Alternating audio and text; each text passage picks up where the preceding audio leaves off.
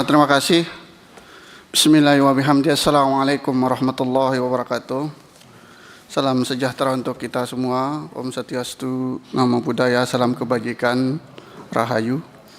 Yang saya hormati Ketua Komisi 3 beserta jajaran dan teman-teman sekalian. Mungkin untuk mengawali penyampaian saya ini, mungkin kita ada sebuah adigyong hukum yang mengatakan bahwa lebih baik kita membebaskan 1000 orang yang bersalah daripada kita menghukum orang yang satu yang bersalah. Mungkin sebagai informasi sebelumnya, kami dari sebenarnya ada tim, ada 21 pengacara. Sebenarnya ini adalah koalisi pengacara dari Kabupaten Lombok dan Kabupaten Sumbawa yang tergabung dengan koalisi pembelaan Radit. Intinya kami telah mengawal kasus ini dari pertama mulai ditetapkan sebagai tersangka. Mungkin ada beberapa hal catatan penting sebenarnya mungkin yang ingin saya sampaikan. Ada 9 mungkin yang perlu menjadi pemikiran kita bersama tentang fakta-fakta mungkin di lapangan yang telah kami kaji bersama. Mungkin yang pertama mungkin adalah tentang faktanya bahwa pada tanggal 20 September 2025 dari Polres Lombok Utara saat itu melakukan press conference pada itu, melakukan konferensi pers pada itu. Di sana mengatakan bahwa ada ditemukan darah di atas tebing. Mungkin akan saya dalam lokus terjadinya tempat kejadian ini bahwa posisi ditemukannya Radit pada saat itu dan korban itu kira-kira 500 meter itu ada tebing yang cukup tinggi di sana. Di situ terkonfirmasi dalam konferensi persnya pihak kepolisian bahwa di atas tebing itu ditemukan darah. Itu terkonfirmasi. Dan itu berkorelasi dengan saat ditemukannya Radit oleh Iwayan Sastra Bagia namanya, pemangku di wilayah sana itu. Karena ini mungkin akan saya cerita sedikit bahwa ditemukannya Radit dengan almarhumah ini ada selang waktunya. Radit itu ditemukan pada jam 2 pada tanggal 27 ya. Dan baru ditemukan almarhum ini pagi. Ada intinya saat ditemukan Radit ini, saat itu pemangku itu berkomunikasi dengan teman-teman bahasanya orang Polda bahwa HP-nya Pira itu berada 1 meter dari TKP terjadinya itu. Ada 1 meter kira-kira dari kejadian itu dan itu ditelusuri. Saya ini terkonfirmasi bahwa ini sebagai petunjuk. Ini yang ingin kita tapi saat itu teman-teman dari kepolisian khususnya Polres Lombok Utara itu tidak mengabaikan petunjuk yang kita sampaikan. Itu poin pertama. Yang kedua, poin penting yang ingin saya sampaikan bahwa di lokasi ini kita bukan menuduh ya, tapi sebagai petunjuk yang disampaikan oleh klien kami bahwa di sekitar lokasi TKP ini ada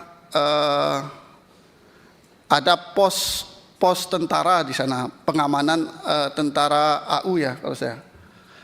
Di sana memang wilayah lokasi-lokasi ini termasuk dalam wilayah pengamanan di wilayah AU.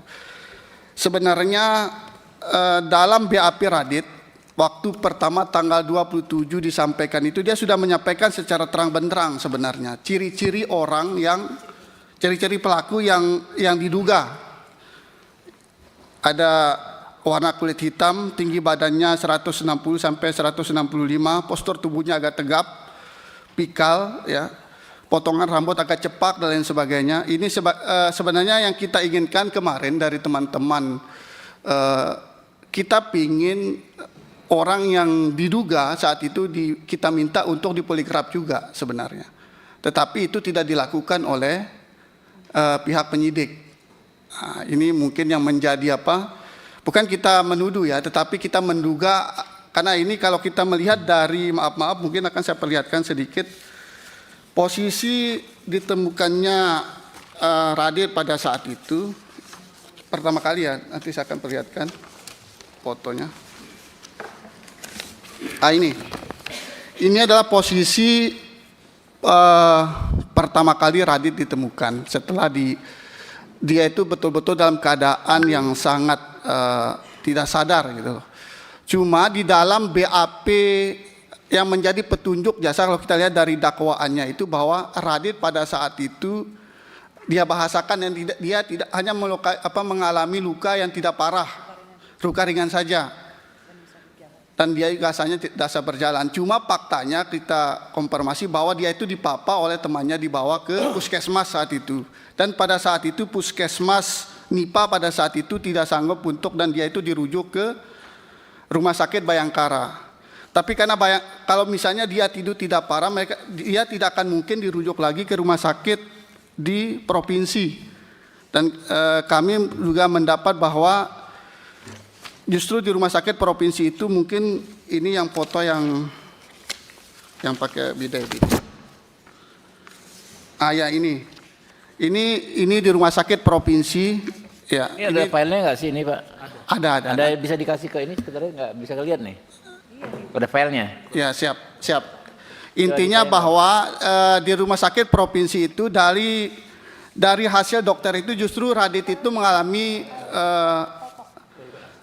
retak di bagian belakang kepalanya ini dari hasil-hasil yang sangat penting juga mungkin sebagai informasi bahwa di dalam alat bukti yang dilampirkan oleh Puslapor pada tanggal 3 Desember 2025 itu ada ditemukan juga bambu Pak, ada ditemukan bambu 183 meter, 183 meter bambu itu.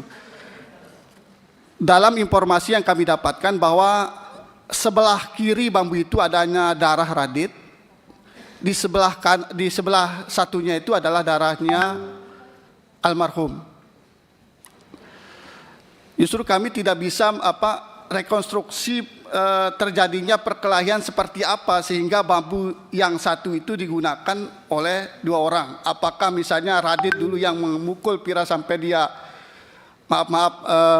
meninggal sehingga Radit itu memukul dirinya sendiri, atau Pira itu yang memukul Radit sampai pingsan sehingga Pira itu menenggelamkan dirinya ke dalam pasir. Kita juga nggak tahu rekonstruksi seperti apa, karena memang di bambu yang dijadikan bukti itu di dua sisinya itu ada darahnya Pira dan ada darahnya Radit. Mungkin itu yang selanjutnya mungkin yang sedikit ingin saya sampaikan juga bahwa sampai saat ini HP-nya Radit itu tidak ditemukan, tetapi ada fakta baru yang kami dapatkan di teman-teman dari bahwa pada tanggal 7 September 2025 HP itu sempat keluar dari grup.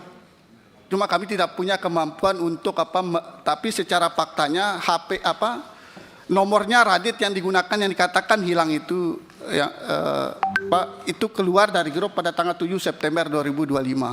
Cuma mungkin kami untuk mengetahui secara detailnya, karena kami kan bukan ahli itu, mungkin yang selanjutnya mungkin sedikit yang ingin saya sampaikan juga bahwa pada proses ini berjalan, kami teman-teman dari pengacara ini sudah berusaha untuk mendampingi secara maksimal.